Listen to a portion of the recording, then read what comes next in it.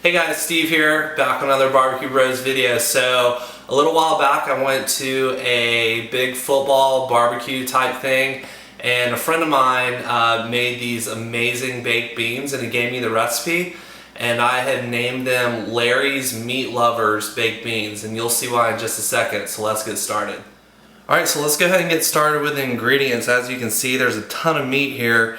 It's actually a fairly straightforward recipe, but it's super good. Lots of flavor. So we've got a pound of ground beef over here. This is a package, one whole package of thick cut bacon that I've just kind of sliced up into 1/2-inch strips.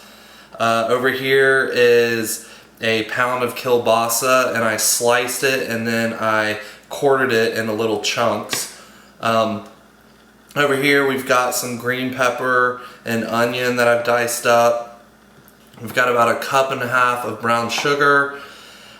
This recipe calls for a mustard Carolina sauce. You can use homemade. I thought I had some in my outside fridge, but I don't, so I'm just using some sticky fingers.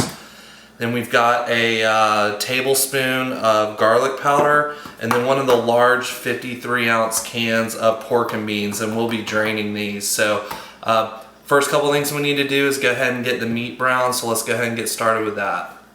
Okay, we're going to be putting the bacon and the kielbasa over here in one pan. And we're basically just going to get that nice and browned. Then in this other pan we're going to do our ground beef. When the ground beef is done, we're going to drain that. And then once the kielbasa and bacon is done, we're actually going to leave the fat in that and add the onions and peppers into this large pan, and then put the ground beef in there and combine it all. So we'll be back in just a bit. Alright, so I've drained the meat and pulled it off the heat, and the ground beef, and it's sitting over here. So at this point we're going to go ahead and add the green bell pepper and onion to the bacon and kielbasa, and just get that in there. And we're just going to give this a little stir and let this cook for a few minutes.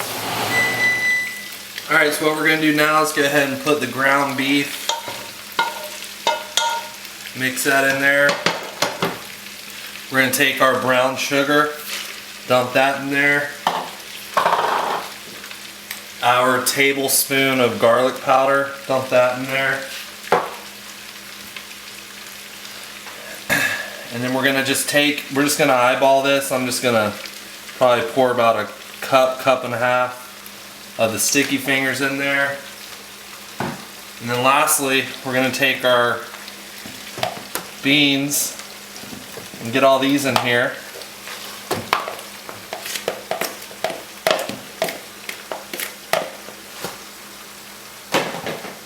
And we're going to stir this all up, and I'll be right back.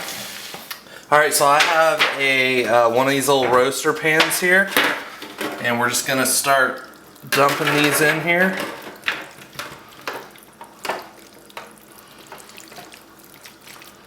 Just like that, and that'll all fit in there just right. And what we're going to do now is I'm going to go throw these on the grill dome Kamado and let them cook for a couple hours. Alright, so here we are out at the Kamado. I've actually got some spare ribs that have been cooking on the top rack, so we're going to be sliding these underneath. And the advantage of something like this is that the beans will just be catching all the amazing juices that are dripping down off of these ribs as the ribs cook. So we're just going to take these and slide them in just like that. And I'm probably going to let those cook for at least 2 hours, and then I'll just foil them and keep them warm until it's time to eat. But we'll pick back up in a little bit to check in on them. Alright, just checking in on these beans. It's been about 1.5 hours. I just gave them a little stir. They're probably going to be done in about 30 minutes, and what I'll do is just pull them and foil them, because we're not going to be eating for a couple hours. These ribs have about 3 more hours left. So looking really good. You can smell all the various ingredients coming off of them. These are going to be awesome. So we'll pick back up soon. Alright guys, here we go. I just pulled these off of the Kamado.